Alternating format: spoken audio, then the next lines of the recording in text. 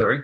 So next, we're joined by Mark Chahabria, who leads Green Building Code Development and Enforcement Tracking for County Marin and their collaboration with local cities. So, Mark, please take it away. Yes, What have you been great. up to? Thank you so much, Barry. Good morning, everybody. I'm Mark Chabria. I'm the Green Building Coordinator for the County of Marin. And I'm going to talk a little bit about our experience updating our green building ordinance this year, and how that has been impacted by AB 130. So our story is a little bit different from San Francisco and Menlo Parks in that we didn't adopt any completely new reach codes this year. Instead, we focused on evaluating and making some changes to our existing reach codes and also doing some work toward countywide policy consistency across the Marin County jurisdictions. Next slide, please. So first, I just want to walk through what I'm going to present on this morning. First, I'll talk a little bit about Marin County's long and progressive history of local green building policy. I'll move into our recent work in 2025, which included, again, doing some evaluation of our existing policies.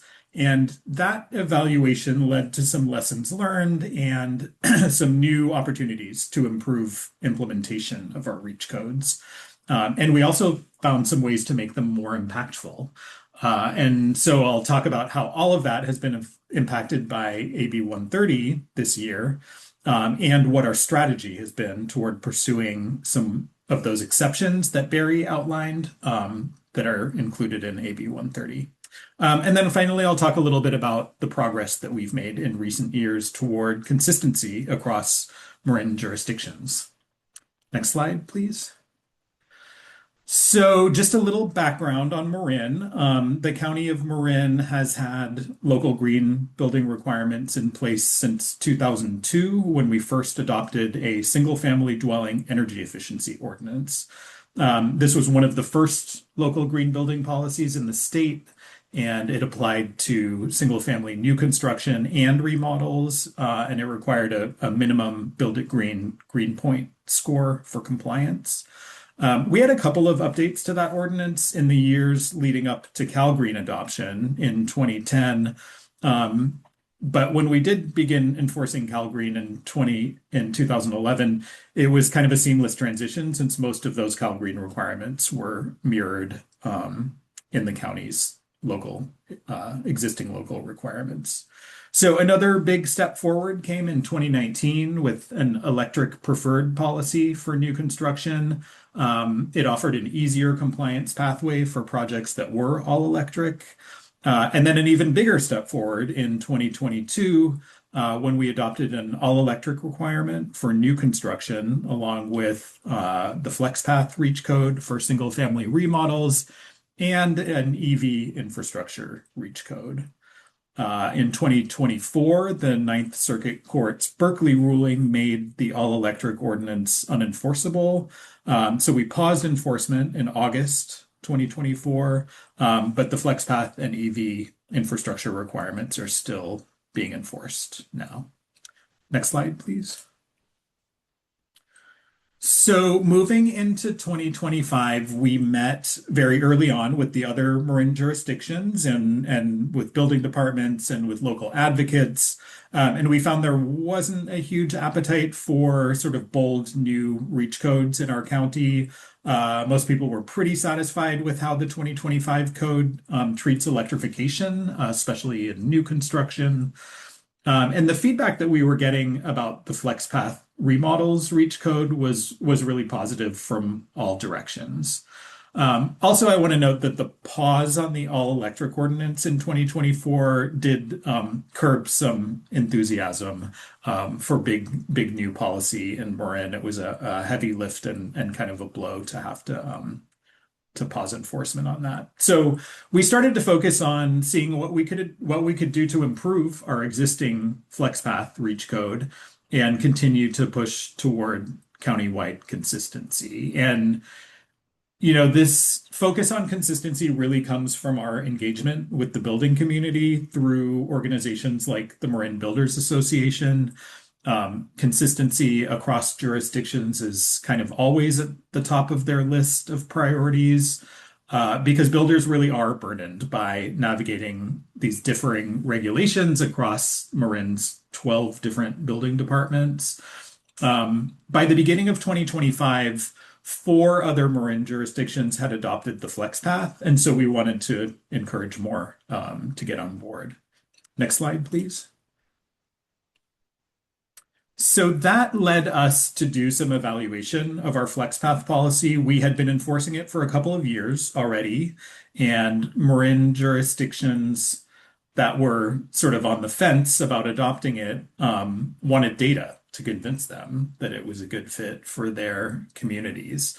So we began to really dig into our permitted projects to see how compliance and enforcement were going, and to see what kind of impacts the policy was having and what we might do to kind of fine tune it and make it more impactful.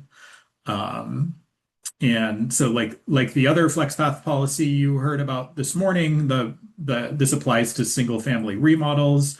It allows builders to choose from a weighted menu of energy efficiency and electrification measures to achieve a target score for the project. And the current trigger, differently than Menlo Park's, is a 700 square foot or greater project size trigger rather than a project valuation. So in 2023 and 2024, we found that there were 129 projects for which the FlexPath was applicable. So there were, 129 single family remodels over 750 square feet. It's important to note that that's twice as many remodels as we had new construction projects in the same period.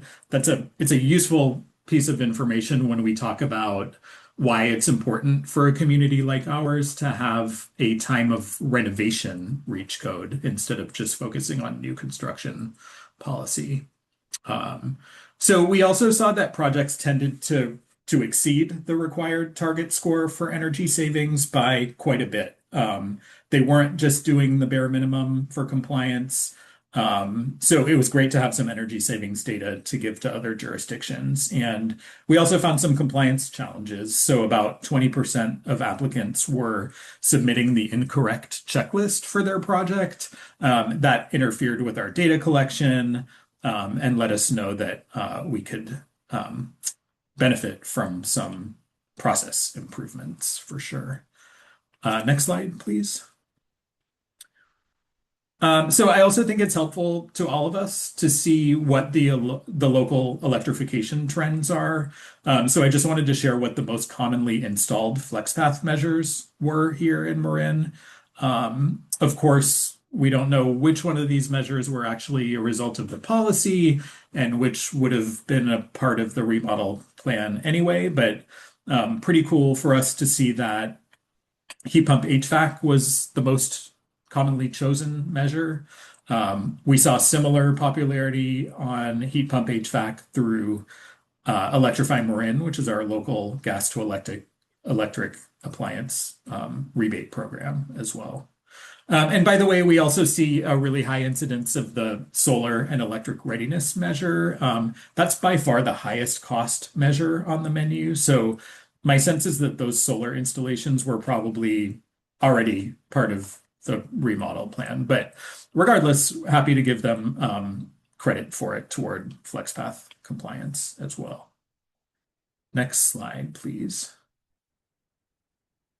So after getting a lot of confirmation that the FlexPath has been a good fit for Marin County, we've become interested in how we can make it better and wondering if there are some ways to increase the impacts.